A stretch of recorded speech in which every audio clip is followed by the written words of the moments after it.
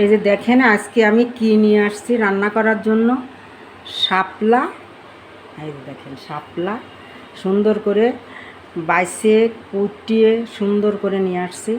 আর এই হচ্ছে চিংড়ি মাছ। শাপলা দিয়ে চিংড়ি মাছ কেমন করে রান্না করি মশলাপাতির ছাড়া, তা ভালো আপনাদের সাথে একটু শেয়ার করি। আর এই যে দেখেন এই যে তেলাপিয়া মাছ নিয়ে আসছি একটা। এই একটা তেলাপিয়া মাছ,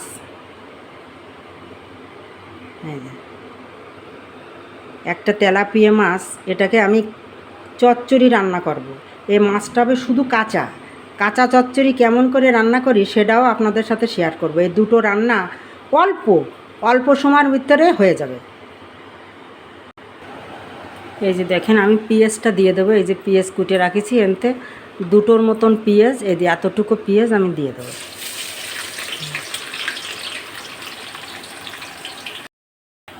এই যে দেখেন পেঁয়াজটা একটু লাল লাল হয়েছে। এর ভিতরে স্বাদ মতো ঝাল দিয়ে দেব।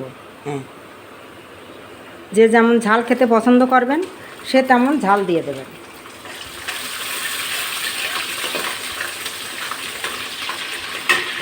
আর এর ভিতরে দিয়ে দেবো এই যে আদা রসুন ধনে জিরে একসঙ্গে এই মাত্র নিয়ে আসলাম, বেটে নিয়ে আসি। এই যে একসঙ্গে মিক্স করে নিলে হয় কি অনেকটা ভালো হয়, সুবিধা হয়, যে এর একটু ওর একটু দেওয়া লাগে না। হয়তো একটু বেশি হয়ে যেতে পারে, কিন্তু এর কোনো বেশি নেই। এর যতটুকু তুমি মাছ হবে অতটুকু সেইভাবে দিতে হবে। তাই 2 চামচ দাও, 1 চামচ দাও, অল্প মাছে 1 চামচ, একটু বেশি মাছ হলে 2 চামচ দিয়ে দিলে হয়ে যাবে। এই যে হালকা একটু জল দিয়ে দেবো, অল্প, মশলাটা না কষালে হবে না তো, সেই জন্য। আমি এখন দেখো এই যে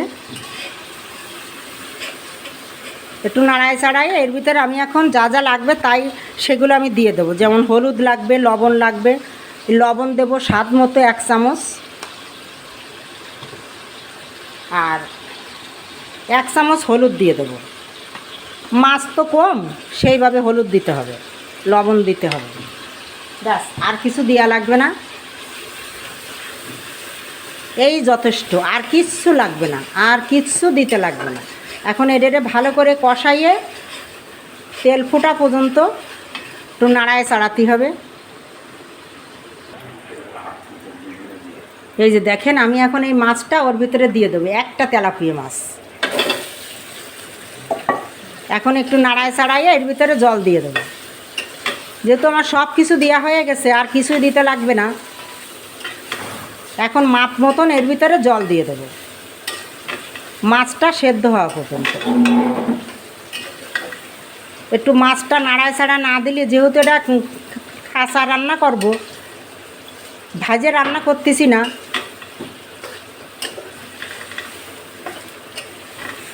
একটু নাড়ায় ছাড়ায় দিলে হয় কি এর কাঁচা কাঁচা যে ভাবটা থাকে সেটা আর থাকবে না। এই যে দেখো অর্ধেকটা সেদ্ধ হয়ে গেছে, এই যে তো সুন্দর, এই যে অর্ধেকটা সেদ্ধ সেদ্ধ হয়েছে, এই যে এই কত সুন্দর হয়েছে। এখন আমি এর ভিতরে জল দিয়ে দেবো,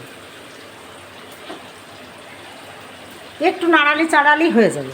আর মাপ মতন অল্প করে, যেহেতু এটা চচ্চড়ি হবে, বেশি জলের দরকার নাই।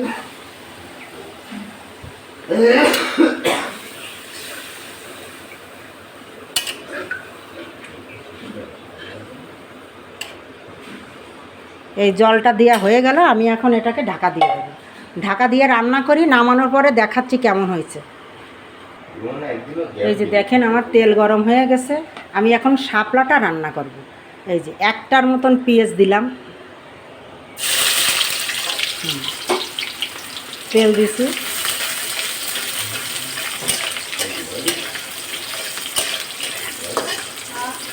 এখন আমি শাপলাটা রান্না করব। এর ভিতরে আমি এখন ঝালটা দিয়ে দেবো। ওই যে বললাম, যে যেরকম ঝাল খাবেন সে সেরকম ঝাল দেবেন। একটু শাপলায় ঝাল কম দিতে হয়, শাপলায় একটু ঝাল বেশি হয়।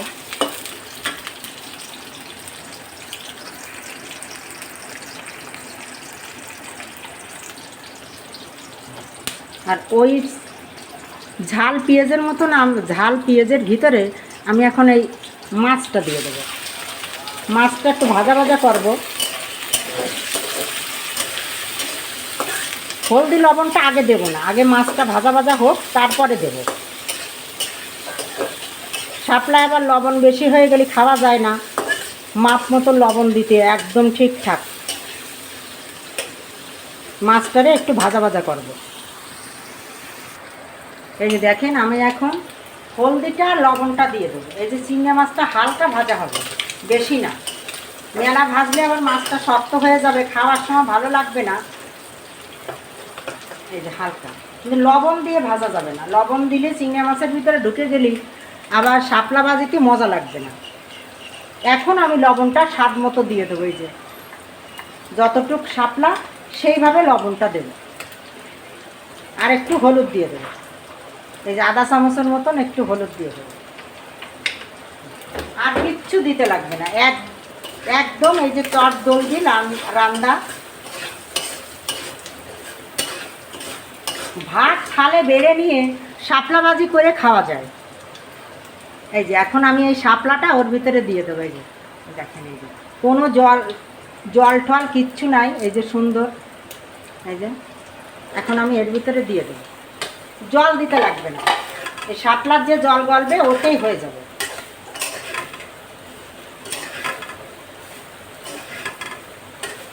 শাপলা অনেক রকম খাওয়া যায়। ইলিশ মাছ দিয়ে, শস্য বাটা দিয়েও শাপলা খাওয়া যায়। একদিন আপনাদের সাথে শেয়ার করব। ইলিশ মাছ ভালোভাবে বাজারে উঠুক তারপরে। এই যে দেখেন, এখন আমি শাপলাটা ঢাকা দিয়ে দিয়ে রান্না করব। এটা ঢাকা দিলাম, এই ঢাকা দিয়ে দিয়ে রান্না করব।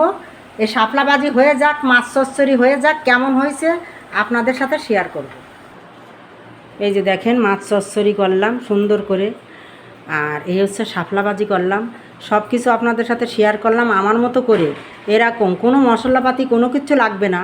এরকম সুন্দর করে একটু শাপলা ভাজি করেন, একটু খেয়ে দেখেন কেমন লাগে। কোনো মশলাপাতি ছাড়া, শুধু নুন ঝাল তেল যা কিছু দিছি আপনাদের সাথে শেয়ার করেছি।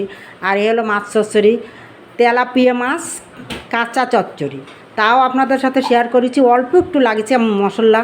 আপনারা আমার মতো করে রান্না করে খান। আপনারা সবাই ভালো থাকুন, সুস্থ থাকুন। বাই।